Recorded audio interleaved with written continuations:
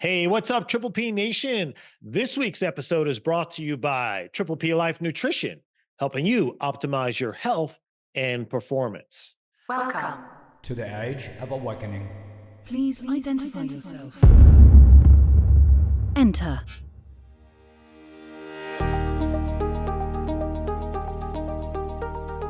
Hey, Triple P Nation, it's time for another episode of the Triple P Life Podcast, where this week we're going to explore the tools, tactics, and strategies to help you achieve personal and business mastery. The mission of this podcast is to help entrepreneurs and professionals just like you learn and grow in the four key areas of life, which is mentally, physically, spiritually, and financially, so you can start living your best life, which is, of course, your Triple P life. I'm your host, Dr. J. Welcome back to the show. This week, we're going to talk about a really important topic. It's all about being distracted. Now, I don't want you to be distracted during this episode, but let's face it, man, there are so many things right now that is vying for our energy, vying for our eyes, our ears, vying for our presence. We're being bombarded with thousands of impressions and images every single day that's trying to alter, shift, and change our behavior. Trying to encourage us to buy this and do that and go here and, put an emoji there and hit a like there. It's just crazy. And the problem is it's not making our lives any better. In fact, the information I'm going to share with you may be quite eye-opening for many of you. In particular, for young developing brains, it's even more harmful for our kids when we expose them to all these technological distractions. And look, let's be honest here, right? It's not all bad. Technology does some pretty amazing things. It affords us some pretty amazing opportunities. Hell, you can start a business literally in 15 minutes by going online. You can learn just about anything online. You can connect with people around the world online. I can communicate with you from my studio at home, and you might be in the UK, you might be in Spain, you might be in Indonesia, all the places where so many wonderful people like you listen to this show. And I'm very, very grateful for it. So I don't want to, be the doom and gloom kind of guy, but there's also the negative side of it as well, too. We need to be aware of it. We also need to be paying attention so it doesn't impact our mental and physical well-being, and just as importantly, our ultimate success. So I'm going to talk about this here today. I'm going to talk about the underlying issues that are causing so much distraction. By the way, it's also undermining your most important relationships. I'll get to that in just a minute. Now, before we do, our featured success snack story this week is, guys, don't do this in the mornings. So the question I have for you is, how do you start your mornings? Because how you start your mornings is going to dictate the rest of your day. A good morning routine is going to set you up for success by priming you to be productive, getting your mindset right so you can be more intentional and create the kind of outcomes for the tasks you have ahead of you for the day. It's important to how you fuel your body, all of which will lead to you having a good or a bad day. What your morning routine should consist of will be unique to you. Now, I talk about having your morning routine, and in my morning routine, I meditate, I journal, I visualize, I listen to great content, I read, whatever it might be. So each day, there's a combination of those activities. Some days I'm just sitting there and visualizing my future and dreaming about new opportunities and new things coming my way. Some days I'm reviewing and looking at my goals. I don't do it every day, but I certainly would do it multiple times a week. So what you do in the morning is really important. But again, you get to choose what it is that you do. The key is here, you need to do something. So here's what I want you to avoid, though. And I want you to avoid doing this at all costs. I want you to avoid from picking up your phone as the first thing you do in the morning. I know many of you sleep with your phone by your bed, which, by the way, is one of the worst things you can do for your mental acuity and your long-term cognitive function. The electromagnetic frequency coming from your phone that's on your nightstand, just inches from your head, what it's doing to your brain, to your synapses, is pretty significant. There's quite a few research papers about that. So if you're going to have it in your room, turn it off, right? Put it on airplane mode. If you're going to use it as an alarm, Find an alarm app that'll work with your phone on airplane mode. Please do not leave your phone on and leave it by your head. I know some kids who sleep with it underneath their pillow. I mean, you are basically setting yourself up for some really serious potential health problems. It's been shown to increase brain cancers, by the way. So it's not just having the phone close to you. What I don't want you to do is the first thing you do when you get up is to grab that phone and start scrolling, because you've already started your day by being reactive. Whether you're reacting to social media posts, an email, or a text that came through the overnight, you're already conditioning yourself of how your day is going to go. And what I'm saying to you, the most intentional people, the most successful people start their day intentionally with their morning routine. They get up, they meditate, they visualize how they want their day to go. They determine which energies they want to focus on for the day. They put some good thoughts in by listening to a podcast, or they read a book, or they look at their goals. So they're proactive how their day is going to go. They're not going to be reactive. Because oftentimes by scrolling, checking texts and emails, it's going to affect your mood and shift your mood immediately before you even get out of bed. So whatever you do, avoid this. Avoid getting on your phone for as long as you can. My recommendation is 1 hour. Okay? That's the goal. So do this for the next week. Email me, text me, send me a message, Facebook, LinkedIn, whatever it might be. How did it work for you? And did your day go better? I promise it will. Okay, so I want to get into this thing called distraction, but I'm going to get distracted first. Hey guys, if you have yet done so, please go give us a review and a rating on your favorite podcast app. I know it's been a while since I asked you to do this. So there's many of you who have been new to the show, and if you would kindly do so, it would mean a lot to us. What you think of the show really matters and would help other people find the show. So thank you for doing it. Okay, back on point here. As I mentioned, technology is definitely not all bad and it's not all good. But let's get real here, right? We're suffering from massive distraction in our world today, and it's affecting our mental well-being. It's affecting our ability to achieve the goals that we want and create the relationships that we want. And there's some real key things that are doing it. Number one, of course, is technology. It's the proliferation of the smartphone and the, computer and social media and all these apps that we're constantly connected and communicating back and forth that are always vying for our attention. Now, another one is multitasking. I've heard this a million times, hey, I'm so busy, I'm doing so many things. There's a misnomer here, okay? There's no award that you will ever win for being a multitasker. And here's what I found to be true. Multitask means you do everything shitty, or at very least, average. If you're going to be excellent at anything, you need to be focusing on 1, 2 max if you're really going to transcend and be excellent in your field. Everything else, someone else needs to do. It's just the truth. Number 3 is our open work environments.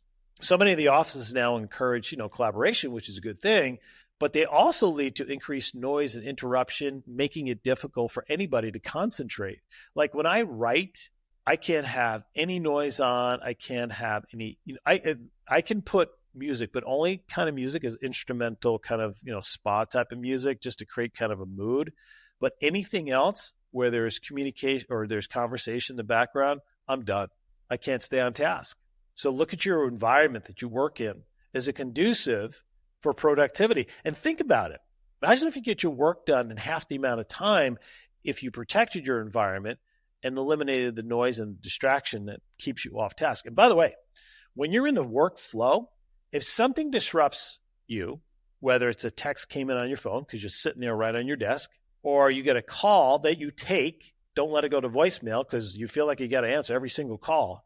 Do you know it takes 2 hours to get back into that state if you ever get back into that state? It's crazy. So when you're in your flow, you're the most productive. Guard that with your life. It is like gold. Insulate yourself. Insulate your environment. You'll be way more productive, get more done, and it'll give you more free time, and you'll get a greater sense of accomplishment. And of course, number 4 is information overload. That's just being constantly bombarded with information from various sources, right? It overwhelms our brains, and it leads to cognitive overload. It reduces our cognitive function, and without question, increases our stress levels, increases our cortisol levels, increases our dopamine levels. I'll get to that in just a minute. And of course, number 5 is stress and anxiety. Distraction is going to contribute you to feeling, overwhelmed. And we are now experiencing in society historic levels of anxiety. More people are taking, I forget the number. I saw a research article before, but I don't want to paraphrase it because I don't remember the exact numbers. But astounding levels of people are on anti-anxiety, antidepressant medication. I'm telling you guys, this is contributing to it because we're trying to keep up with the demands while being pulled in multiple directions, and we never do anything well. Remember, I said multitasking just means you suck at everything. So the impact of constant distraction on your mental and physical well-being includes things such as I mentioned, reduced productivity, because when you're constantly distraction, right, it's going to impair your concentration and your focus and make it hard to complete tasks efficiently and effectively. It's going to increase your stress levels, right? Trying to manage distractions while also meeting deadlines and responsibilities, man, that's going to heighten your stress. It's going to create fatigue, mental fatigue from constantly switching between tasks, dealing with distractions that can lead to physical exhaustion. Guys, we're right and left brain. Right brain is our creative brain. So if you're working on a creative thing and all of a sudden some message comes in that requires left brain activity, the energy it takes to shift from right to left brain is literally exhausting. And then to try to shift back in that creative mode, as I mentioned previously, can take hours, and sometimes we never get back there. Number 5 is our poor sleep quality. So many people suffer from this. This is really due to excessive screen time and overstimulation, right? Sleep disturbance patterns leading to poor sleep quality, fatigue during the day. If you are on your device, any device, within 2 hours of sleep, you are affecting your body's production of melatonin, right? Even if you wear those blue blocking glasses or your screen blocks the blue light, it helps, but it affects your body's production of melatonin. So you're already setting yourself up for poor sleep. So you should create an evening routine and be diligent of turning off your devices within at least 2 hours of when you anticipate going to bed. And then have a routine to prepare yourself. So whether it's a warm shower, maybe it's just doing some relaxation, breathing, meditation, listening some music. Do not watch the news, right? If you want to just, screw your whole circadian rhythms, put the news on and you feel like you want to pull your hair out because it seems like the world's on fire and all those clowns, all they want to do is keep you in a heightened state of emotion. So you come back and you listen to their crap each and every day. Your life is never better by watching the news. Never. Ask me once or tell me once you watched the news and your life was better after watching it. After you watch the news, it's like you have to take a shower just to wash the filth off from those people. And then finally, social and relationship issues, right? So constant distractions impacting your relationships, as I mentioned, because we don't have meaningful interaction anymore.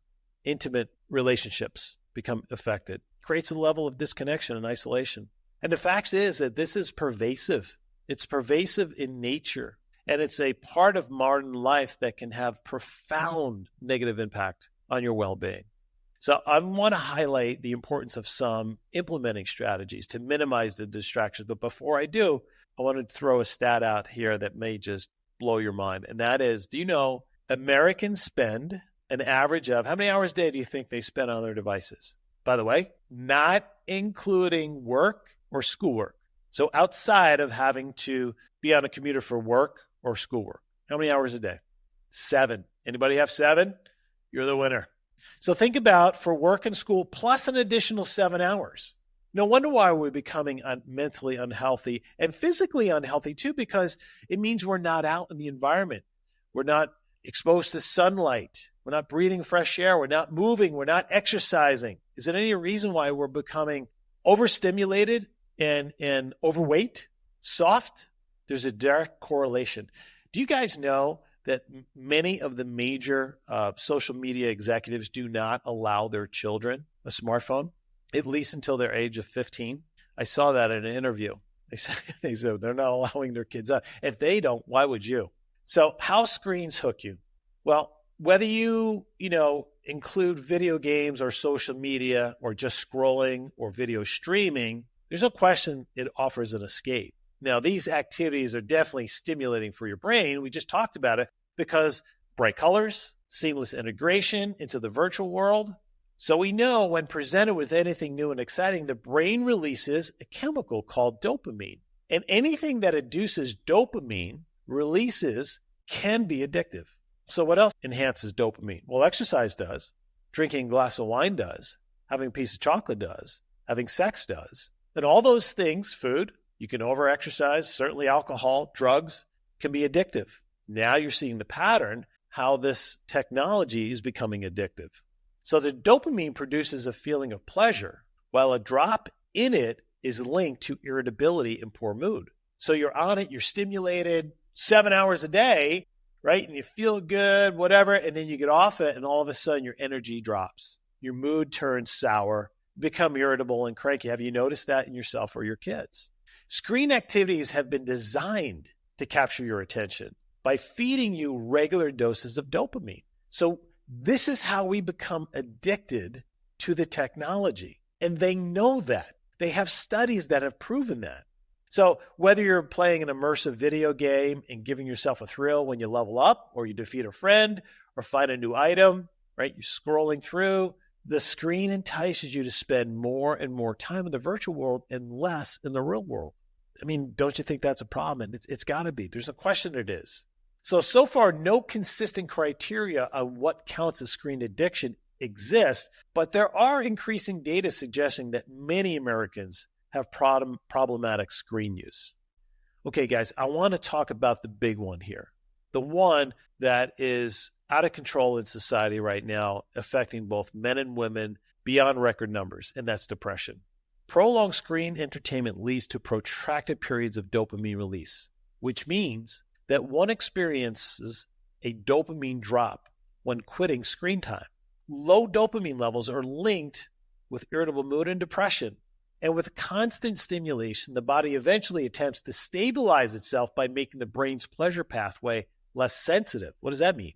Well, that to achieve the same high, you got to either increase how much stimulation and content you're getting by watching more. So it's this vicious cycle. This also can be more graphic, intense, or violent content. Then, when a person gets off their screen, this results in further disinterest and really poor and sour mood. So naturally, you're less interested in less stimulating activities, such as inherent interpersonal pleasures. You ever been out to a restaurant? Well, we were out the other day, and there was a family of 4, 2 teenagers, mom and dad. I'm assuming it was mom and dad. And all 4 of them are on the phone. No one is looking at each other or looking down. And for all I know, they could have been texting themselves back and forth. And they have a perfect time. They're captured in an environment where they can have a conversation, have an opportunity to connect, have that human connection. I know you guys have seen it.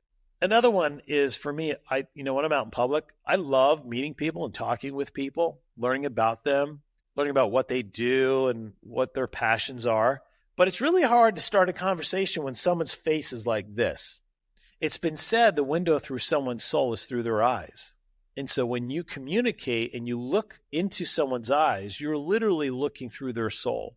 And it's how you build trust and transparency in a relationship, but you can't do that this way. And I've met some amazing people, especially when traveling, fascinating people. And I'm sad to say that I think that opportunity is becoming more and more diminished by the day. And the thing is that not only is it cool and fun to meet new people, but the opportunities that come along with that, all those opportunities that are being missed. So let's talk about breaking screen addiction, because it requires a conscious effort and it requires behavioral changes. So I'm going to give you a few suggestions to help you to begin to reduce your screen time and develop more healthier habits. So the first thing is, and there's 10 of them here, okay? So the first thing is set specific goals for yourself. So start by setting achievable goals for reduced screen time. For example, aim to spend no more than a certain amount of time on your screen per day or after dinner, and set specific goals is when you're with family is to turn the phones off. I mean, literally off, or put them not even on vibrate, because we're still getting that dopamine rush when we hear the phone vibrate. So I've got some good friends of mine, they go out to dinner, and when they do, everyone turns off their phone and they put it in the middle of the table. And if anyone goes for their phone during dinner, they pay dinner. They pay for dinner for everyone. It's actually a good thing to do. All right, number 2 is use screen time tracking apps, because there's several apps available that can help you track screen time and provide insights into usage patterns. Seeing how much time is spent on screens can be a wake-up call and motivate individuals to make changes. I have one on mine. Each Sunday, it shows me how much time I spend comparatively on my average. Did I spend more or less? So it's good to track. Number 3 is create a schedule. Establish a schedule that includes dedicated time for activities that don't involve screens, like exercising, engaging in your hobbies or spending time with a good friend. Stick to that schedule and build consistency and form new habits. By the way, it takes 6 weeks to create new habits. So if you don't stick with it immediately, just stay with it. Number 4 is set yourself some boundaries. I want you to establish really clear boundaries around your screen use. Ban screen use, as I mentioned, during meals, when with family, and before bedtime. Designate certain areas of your home as screen-free zones to encourage not only your spouse, but your kids as well too. And in particular, be very mindful of the screen time your kids are using. Check their screens, and then you could also put filters and restrictions on what they can search. Number 5 is I want you to practice mindfulness. This is a big one for me, right? I want you to pay attention to how screen time affects your mood, how it affects your energy, and overall how well you feel. I want you to practice mindful techniques such as meditation. I want you to breathe. I want you to become more aware of your habits and make more intentional choices. This one I think has the greatest opportunity for you really to get present and see how this is affecting your life. Because you got to be aware. You got to see how it's impacting you and those around you. And if you feel disconnected to significant relationships, your kids, your family, whatever, I guarantee you this is a part of it, if not the part of it. Number 6 is find alternative activities. So again, I want you to identify alternative activities that can help replace screen time, such as, go read a book, cook something with your family, start a garden, go outside, engage in activities to promote creativity. Go relax, take a nap. Just spend time with people. Number 7, big one, limit those notifications. So you can go to your settings, right, and disable not essential notifications on your phones so it can reduce the urge to constantly feel the need to check your screen. Consider turning off all notifications on social media apps or setting specific times to check those messages and emails. A really big one, right? I mentioned this in our success snack for the day. Give yourself at least an hour after you get up. For me, early in the morning when I first get up is my most productive time. So the longer I can wait getting on my emails, the more shit I get done, the more I feel like I'm making progress. All right, number 8, use screen time as a reward, especially for kids, right? Instead of mindlessly scrolling through, use your screen time as a reward for completing tasks or reaching certain goals. Limit screen use to certain times of the day. Prioritize productive activities. Number 9 is get support from your group, your network, right? Enlist your friends, your family, support groups who can provide encouragement, accountability, and reducing screen time. Share your goals and progress with each other. That'll help you stay motivated. And number 10, practice self-compassion. Look, breaking screen addiction is not easy, and it's a gradual process. And remember, I want to remind you, they're conditioning you to become addicted to the device because the more you are, the more money they make. It's by design. So don't allow them to.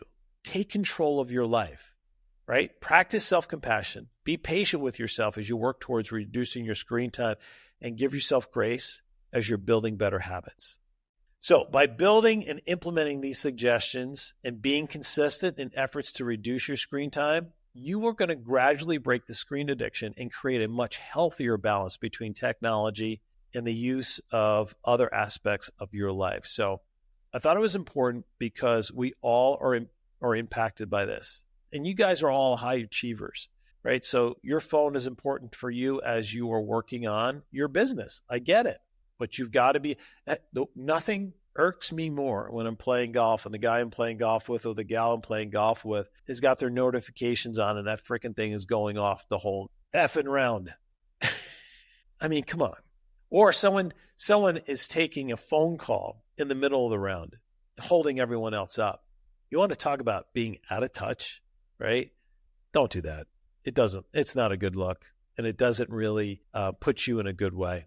So work on your distractions, get a hold of your screen time, right? assess whether you are screen addicted or not, implement some of these strategies to break the addiction, give yourself grace, because I promise you, whatever goals and desires that you have, being able to balance it and moving away from the constant distractions that are caused by the technology and the other things that we talked about is going to help you accomplish and get to your goals quicker. It's just a reality. And I want to see you do that because that's the goal of this podcast is help you empower your dreams, ignite your passion, and accelerate your prosperity. So guys, you be you. Just be the best you. And you will always empower your dreams, ignite your passion, and accelerate your prosperity. Love and appreciate you all. Until next week, be well.